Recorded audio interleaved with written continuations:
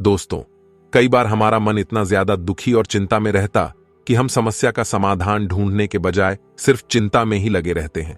या फिर कई बार तो ऐसा भी होता है कि हमारे मन के मुताबिक कोई काम नहीं होता है, या हर समय लोग आपको बेवकूफ समझते हैं, जिससे हमारा मन बहुत ज्यादा दुखी होता है। तो हम इस समस्या से कैसे छुटकारा पाएं? आज की यह गौतम बुद्ध की कहानी बताइएगी कि हमारे दुखों का असली कारण क्या है।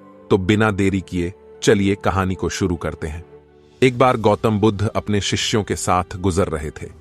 बहुत देर वन में चलने के बाद बुद्ध और उनके सभी शिष्य एक विशाल पेड़ के नीचे बैठ गए। उस पेड़ के नीचे एक अलग सी शांति थी और सभी लोग उस शांति को अनुभव कर रहे थे। कोई एक शब्द नहीं बोल रहा था। कुछ देर बीतने के बाद एक शिष्य उठकर बुद्ध से पूछता है, बुद्ध, मैं आपसे एक प्रश्न पूछना चाहता हूं। बुद्ध कहते हैं, पूछो, क्या प्रश्न है तुम्हारा? शिष्य बुद्ध से पूछता है, मैंने कभी भी आपको दुखी नहीं देखा। आपके चेहरे पर हमेशा एक अलग ही मुस्कान रहती है, हमें भीतर आनंद से भर देती है। आपके चेहरे पर अलग सी चमक है जो हमें दुख से कोसों दूर कर देती है। पर मैं यह जानना चाहता हूं कि मेरे भिक्षु बनने से पहले मेरे जीवन में बहुत सारा दुख था, जिसके कारण मैं भिक्षु बन गया।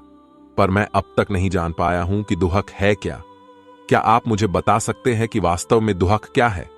बुद्ध मुस्कुराते हैं और अपने भिक्षु से कहते हैं, दुख एक विचार से ज्यादा कुछ नहीं है। सभी लोग सुनकर चौंकते हैं और बुद्ध से पूछते हैं, परंतु बुद्ध, विचार तो आते हैं और चले जाते हैं, पर दुख एक बार आ जाता है तो जाने का नाम ही नहीं लेता। बुद्ध कहते हैं, मैं तुम्हें एक छोटी सी घटना बताता हूं। एक नगर में एक धनी शेठ रहता था। उसके पास एक वफादार नौकर था। वह शेठ अपने नौकर पर बहुत विश्वास करता था। वह शेठ अपने नौकर पर कभी भी किसी चीज के लिए शक नहीं करता था, क्योंकि उसका नौकर वास्तव में ही बहुत ईमानदार था। एक बार उस शेठ को किसी काम से बाहर जाना पड़ा। 2-3 दिनों के बाद जब वह शेठ वापस लौटा तो वह एक कीमती सामान लेकर आता है। वह उस कीमती सामान को अपने कमरे में बड़ा सजा कर रख देता है और अपने नौकर से कहता है, तुम्हें खास तौर पर इस चीज का ध्यान रखना है। ध्यान दो, यह मेरा बहुत प्रिय है। नौकर कहता है, मालिक, मैं पूरी तरह से ध्यान दूंगा, आप चिंता न करें। अगले ही दिन वह नौकर पूरे घर की सफाई कर रहा होता है। सफाई करते करते वह शेठ की उस कीमती चीज के पास पहुंचता है और उसकी भी सफाई करने लगता है। सफाई करते वक्त वह कीमती चीज उस नौकर के हाथ से फिसल जाती है और नीचे गिर जाती है। शेठ को यह बात पता चलती है और वह नौकर के पास आता है और नौकर को खूब डांटता है और धमकाता है। पर न तो वह उस नौकर को नौकरी से निकाल सकता है और न ही उसे पीट सकता है, क्योंकि वह उसका बहुत वफादार और पुराना नौकर था। इसलिए वह डांट देने के बाद ही उसे छोड़ दे दियाज देता है। शेठ अपने उस कीमती चीज के बारे में सोच सोच कर बहुत दुखी हो जाता है।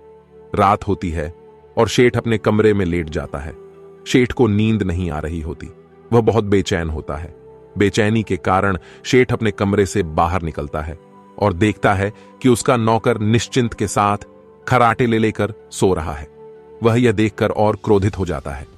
सेठ सोचता है, इसने मेरी इतनी कीमती चीज तोड़ दी और इसे बिल्कुल भी चिंता नहीं है। मुझे यहां नींद भी नहीं आ रही है और यह आराम से सो रहा है। सेठ अपने कमरे में वापस चला जाता है।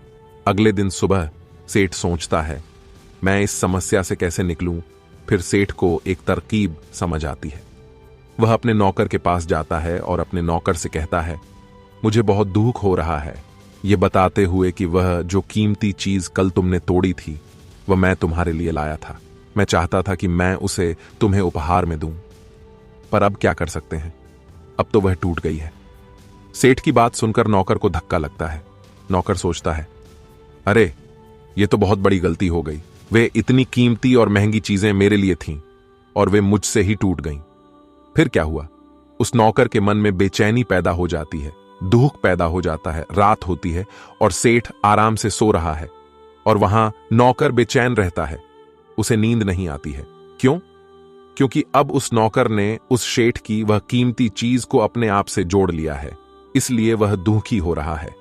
पहले उस नौकर के मन में यह विचार नहीं था कि वह कीमती चीज मेरी है, पर अब उसके मन में यह विचार है कि अगर वह कीमती चीज न टूटती तो वो मेरी होती। बुद्ध कहते हैं, दुख केवल एक विचार है और यह विचार कैसे उत्पन्न होता है? अपने आप को किसी चीज से जोड़ने से। हम जिस भी चीज को अपने आप से जोड़ देते हैं वह चीज हमारे दुख का कारण बन जाती है। लेकिन वास्तविकता तो यह है कि कोई भी चीज हमसे जुड़ नहीं सकती। हर चीज आपके पास है, आपकी है, पर कुछ समय के लिए। कुछ समय के बाद वह आपसे दूर हो जाएगी। उस दूर होने की घटना को स्वीकार करें और आगे बढ़ें। दोस्तों, आपको गौतम बुद्ध की यह कहानी कैसी लगी मुझे कमेंट करके जरूर बताएं। और अगर आपने हमारे चैनल पर पहली बार विजिट किया है तो कृपया चैनल को सब्सक्राइब करके बेल आइकॉन को ऑल पर प्रेस कर लें ताकि आपको ऐसी ही प्रेरणादायक कहानियां सुनने को मिलती रहें। दोस्तों, आज के लिए सिर्फ इतना ही। हम फिर मिलेंगे एक नई प्रेरणादायक कहानी के साथ। तब तक के लिए आप जहां भी रहें खुश रहें और खुशियां बांटते रहें। अपना बहुमूल्य समय देने के लिए दिल से धन्यवाद।